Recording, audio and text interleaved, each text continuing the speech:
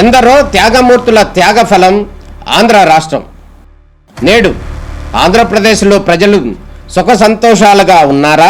ప్రస్తుతం ప్రజల మధ్య ఉన్న కులాల కుంపట్లు ఎవరి కోసం? చంద్రయాన్ రాకెట్ యుగంలో కూడా వర్ణ విభేదాలు దేనికి సంకేతాలు? రాజకీయ పార్టీల నేతలు ఏం చెప్తున్నారు? నేటి కాలంలో ప్రపంచాన్ని శాసించే మన యువత మేధాశక్తి ఏం కోరుకుంటుంది? తెలుసుకోవాలంటే ఆంధ్ర యువగలం. ప్రజల మాటే మా నోట. ప్రపంచ తెలుగు రచయితల సభలు కూడా విజయవాడ కేంద్రంగా జరుగుతున్నాయి. ఈ కార్యక్రమానికి అతిథిగా మాజీ సిబిఐ డైరెక్టర్గా ఉన్నటువంటి లక్ష్మీనారాయణ గారు ఉన్నారు. వారిని అడిగి మనం తెలుసుకుందాం. సార్, ప్రధానంగా చెప్పండి, ఈరోజు సదస్సులు ఏ విధంగా జరిగినాయి, ఎటువంటి స్ఫూర్తి? ఈ 2 రోజులు సదస్సులు చాలా చక్కగా జరిగాయి. మన మండలి బుద్ధప్రసాద్ గారు, యార్లగడ్డ లక్ష్మీప్రసాద్ గారు, తర్వాత గోపీచంద్ గారు, ఆ తర్వాత వచ్చేసి మన పూర్ణచంద్ గారు, సుబ్బారావు గారు, వీరందరి ఆధ్వర్యంలో చాలా చక్కని కార్యక్రమాలు, అనేక విషయాలను కవర్ చేశారు. అంటే 3 వేదికలు పెట్టి అనేక విషయాలను, సమాజంలో ఉన్న అన్ని ఘటకాలను తీసుకొచ్చి తెలుగు భాష యొక్క ప్రాముఖ్యత, తెలుగు భాష యొక్క అభివృద్ధి, తెలుగు భాష పరిరక్షణ, ఈ 3 విషయాల గురించి చక్కగా సభలు జరుగుతున్నాయి. ముఖ్యంగా న్యాయ వ్యవస్థలో ఏ విధంగా మార్పులు రావాలి, తర్వాత రాజకీయ నాయకులు ఏ విధంగా మార్పులు తీసుకురావాలి, తర్వాత ఈ రచయితల యొక్క వాళ్ళ ఉద్దేశాలు ఏంటి, తర్వాత ఈ టెక్నాలజీ వస్తున్న సందర్భంలో దీన్ని మనం ఎలా ఉపయోగించుకోవడం, ఇవన్నీ కూడా చక్కగా చేశారు. ఈ 2 రోజుల సభ తర్వాత ప్రభుత్వానికి అనేక విషయాలను పంపించి వాటిని ఒక జీవోలుగా కానీ లేకుంటే వారి యొక్క విధి విధానాల్లో మార్పులు తీసుకురావడం అన్నది కూడా ముఖ్యంగా. ఎందుకంటే ముఖ్యంగా మన పాఠశాలల్లో 5 సంవత్సరాల వరకు లేకుంటే 8 సంవత్సరాల వరకు ఖచ్చితంగా మాతృభాషలోనే బోధన జరగాలన్నది జాతీయ విద్యా విధానంలో సూచించిన ఒక ముఖ్యమైన అంశం. దాన్ని తీసుకురావాలి. ఎందుకంటే ఇంగ్లీష్ అని పరిగెడుతున్నాం. ఇంగ్లీష్ ఎలా ఉంటుందంటే మనం నేర్చుకొని బట్టి దాన్ని రాయాల్సి ఉంటుంది. ఎందుకంటే సహజంగా మన ప్రయత్నం లేకుండా బయటకు వచ్చే భాషే మాతృభాష. అందులో కనుక మూలాలు చక్కగా ఉంటే, మీరు ప్రపంచంలో వచ్చిన నోబెల్ ప్రైజులు చూసుకుంటే సుమారుగా 97% మంది ఎవరికైతే నోబెల్ ప్రైజులు వచ్చాయో వారందరూ కూడా చిన్నప్పుడు వాళ్ళ మాతృభాషల్లో చదివిన వాళ్ళు. ఎందుకంటే మాతృభాష సృజనాత్మక శక్తిని పెంచుతుంది, క్రియేటివిటీని పెంచుతుంది. దానివల్ల మనం అన్వేషకులు అవుతాం, కొత్త విషయాలను పరిశోధిస్తాం, లేకుంటే ఎవరో ప్రవేశపెట్టినా మనము దాన్ని అనుసరించాల్సి వస్తుంది. అందువల్ల దీనికి ప్రధానమైన కారణం మాతృభాష బోధన జరగకపోవడం. అందువల్ల ప్రభుత్వానికి మేము కోరుతున్నది ఏంటంటే, జాతీయ విద్యా విధానాన్ని మీరు అమలు చేయాలి, దానికి తగిన మార్పులు తీసుకురావాలని ఈ సభల్లో నిర్ణయించడం జరిగింది. ఆ విధంగా కూడా ముందుకు వెళ్ళాలని కోరుకుంటున్నాం. గడిచిన 5 సంవత్సరాల్లో ప్రత్యేకంగా కనుక ఇంగ్లీష్ మీడియం కావాలని కొంత ఒత్తిడి జరిగింది. ఈ నేపథ్యంలో కూడా కొంత మేరకు కూడా ఈ సదస్సులు కూడా జరగలేదు. ఇటువంటివి కూడా రానున్న రోజుల్లో జరగాల్సిన అవసరం ఉందండి. ఎందుకంటే ఇంగ్లీష్ మీడియం మీద మనకున్న ఆ పిచ్చి ఎప్పటి నుంచో మొదలైంది.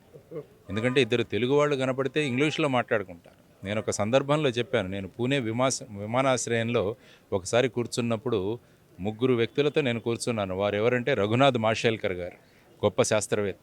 ఇంకొక ఆయన అరుణ్ కాకోడ్కర్ గారు, ఆయన మన అణురంగంలో పెద్ద వ్యక్తి.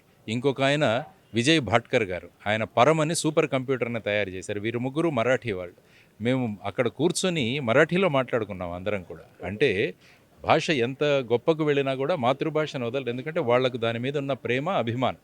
కానీ దాన్ని మనం ఇక్కడ తీసుకురావాలి. దానికోసం ఈ సభలు ఖచ్చితంగా ఉపయోగపడతాయి అన్నది మేము ప్రగాఢంగా నమ్ముతున్నాం. ఆ విధంగా ముందుకు తీసుకెళ్ళాలి. పక్క రాష్ట్రాల్లో కనుక చూసినట్లయితే ఖచ్చితంగా కూడా ఆ భాషనే వాళ్ళు ఇంప్లిమెంట్ చేస్తున్నారు. ఆ విధంగానే పరిపాలన సాగాలనుకుంటున్నారు. జీవోలు కానీ లేకపోతే నేమ్ బోర్డులు ఏవైతే ఉన్నాయో ఆ బోర్డులో కూడా ఆ భాషను వాడాలంటున్నారు. అటువంటి ప్రక్రియ మనకు జరగాలి. ఎందుకంటే నేను మహారాష్ట్రలో పనిచేశాను కాబట్టి మా ఫైల్స్ ఏవైతే ఉంటాయో, దస్తావేజులు కానీ ఫైల్స్ కానీ, వాటన్నిటిలో మేము మరాఠీలో రాసేవాళ్ళం. అక్కడ ఖచ్చితంగా అమలు చేస్తారు దాన్ని. మేము ఎవరైనా వేరే భాషలో మాట్లాడుతుంటే అక్కడ ఉన్న మంత్రులు మమ్మల్ని అడుగుతారు, మీకు మరాఠీ రాదా అని. అందువల్ల భాషాభిమానం ఉండాలి, ఆ భాష యొక్క గొప్పతనం గుర్తించాలి. ఇతర భాషలు నేర్చుకోండి. నేను ఇతర భాషలు ఇంగ్లీష్ మీడియం వద్దనట్లేదు. కానీ 8వ సంవత్సరం వరకు మాతృభాషలో చెప్పగలిగితే ఆ తర్వాత ఇతర భాషలు నేర్చుకోవడం చాలా సులభం. నేను 5 భాషలు మాట్లాడతాను. దానికి ప్రధానమైన కారణం నేను తెలుగు మాధ్యమంలో చదువుకోవడం వల్ల ఇతర భాషలు చాలా సులభంగా నేర్చుకోవచ్చు. అందువల్ల తల్లిదండ్రులు గమనించాలి, ప్రభుత్వాలు గమనించాలి, విద్యార్థులు గమనించాలి. కాబట్టి వీటన్నిటిని కూడా పరిగణలోకి తీసుకొని గొప్ప మార్పులు తీసుకురావాలన్నది ఈ 2 రోజుల సభ యొక్క ప్రధానమైన ఉద్దేశం. దాన్ని అమలు చేసే విధంగా కూడా తరువాత దాన్ని ముందుకు తీసుకెళ్లాలని నేను మనస్ఫూర్తిగా పరిపాలన పరమైన అంశాల్లో జీవోలు కావచ్చు, అదేవిధంగా తీర్పులు కావచ్చు, వీటి మీద కూడా తెలుగులో వస్తే బాగుంటుందని వక్తలు కూడా అభిప్రాయం వ్యక్తం చేశారు. జీవోలన్నీ తెలుగులో రావాలి. ప్రభుత్వాలు ఎవరి కోసం? ప్రజల కోసం. ప్రజలు ఏ భాష అర్థం చేసుకుంటారు? తెలుగు భాష అర్థం చేసుకుంటారు. కాబట్టి మీరు తెలుగు భాషలో, ఇంగ్లీష్ భాషలో రెండిట్లో జీవోలు పెట్టండి. ఎందుకంటే అర్థమవుతుంది. అదేవిధంగా న్యాయ వ్యవస్థలో కూడా తీర్పులన్నీ కూడా మాతృభాషలో జరిగితే ఆ కక్షిదారులకు ఏం జరుగుతుందో కోర్టులో అన్నది తెలుస్తుంది. లేకుంటే అడ్వకేట్ ఏం చెప్తే అది నమ్మాలి. ఆ విధంగా కక్షిదారుల యొక్క సౌకర్యార్థం కోసం కూడా కోర్టులలో ముఖ్యంగా వాదనలు ఇవన్నీ కూడా మాతృభాషలో, వాడుక భాషలో జరగాలన్నది ప్రధానంగా మేము కోరుకుంటున్నాం. కాబట్టి రాజకీయ నాయకులందరూ కూడా ఉద్యమించకూడదు, ఉపక్రమించాలి అన్నది నేను ఈరోజు చేసిన సందర్భం. కాబట్టి అందరం కలుద్దాం, తెలుగు భాష అభివృద్ధికి, తెలుగు భాష పరిరక్షణకు అందరం కలిసి ముందుకు అడుగులు వేద్దామన్నది ముఖ్యంగా. ప్రధానంగా పేరెంట్స్ ఎవరైతే ఉన్నారో వాళ్ళందరూ కూడా ఇంగ్లీష్ మీడియంలో మమ్మీ డాడీ అంటూ ఇష్టపడుతున్నారు, అమ్మా నాన్న అనే సంస్కృతి పోతుంది, వాళ్ళకి ఏం సూచన చేయగలరు? అంటే మాధుర్యం, అమ్మలో ఉన్న మాధుర్యం మమ్మీలో లేదు, చందమామలో ఉన్న మాధుర్యం మూన్లో లేదు, బంతిలో ఉన్న మాధుర్యం బాల్లో లేదు. కానీ ఏం చేస్తారంటే ఇంగ్లీష్ మీడియం అని చెప్పేసి, ఎందుకంటే ప్రపంచాలు ఎప్పుడూ కూడా ధనిక దేశాలను ఫాలో అవుతాయి. ధనిక దేశాల్లో ఏ భాష ఉంటే మనం ఆ భాష నేర్చుకుంటే సరిపోతుందన్నారు. అందువల్ల నేను చెప్పాను, 97% నోబెల్ ప్రైజ్ విజేతలు వారి మాతృభాషల్లో తెచ్చుకున్నారంటే సృజనాత్మక శక్తి. ఇక్కడ సృజనాత్మక శక్తిని మనం ఆపేస్తున్నాం. తెలుగు భాషలో పద్యాలు కానీ, లేకుంటే సంగీతం కానీ, లేకుంటే ఈ అవధానాలు కానీ, ఇవన్నీ కూడా ముఖ్యంగా పద్యాలు అన్నవి మన జ్ఞాపక శక్తిని పెంపొందిస్తాయి. సో జ్ఞాపక శక్తి ఎప్పుడైనా పెంపొందిస్తే, అందుకనే మనం కంప్యూటర్లను ఈజీగా మనం తీసుకోగలిగాం. మొత్తం భారతదేశంలో తెలుగు వాళ్ళు కంప్యూటర్ రంగంలో ముందుకు వెళ్ళడానికి కారణం ఏంటంటే, ఇక్కడ తెలుగు భాషలో అభ్యసించడం వల్ల ఆ కాలం వాళ్ళు కంప్యూటర్ జ్ఞానాన్ని వాళ్ళు అందిపుచ్చుకున్నారు వెంటనే. కానీ ఇప్పుడు అది అవ్వట్లేదు. సో వీటన్నిటినీ గమనించి ఉదాహరణలతో కూడా వర్ణించడం జరిగింది. కాబట్టి వీటన్నిటినీ పరిగణలోకి తీసుకొని అందరిలో మార్పు రావాలి అన్నది కోరుకుంటున్నాం. తల్లిదండ్రులు కూడా అదే మార్పు రావాలి. తల్లిదండ్రులు ఏంటంటే చుట్టుపక్కల ఉన్న సమాజంలో ఏం జరుగుతుందో దాన్ని బట్టి వాళ్ళు వాళ్ళ అభిప్రాయాలను ఏర్పరచుకుంటారు. అందువల్ల ఇవి తల్లిదండ్రులకు కూడా వెళ్ళాలి. ఈరోజు జరిగిన సభల యొక్క ముఖ్య ఉద్దేశాలను కూడా వాళ్ళు యూట్యూబ్ ద్వారా తల్లిదండ్రుల వరకు తీసుకువెళ్ళగలిగితే, ముఖ్యంగా నేను అంటాను, నిచ్చెన శుభ్రం చేయాలంటే పైనుంచి శుభ్రం అవ్వాలి.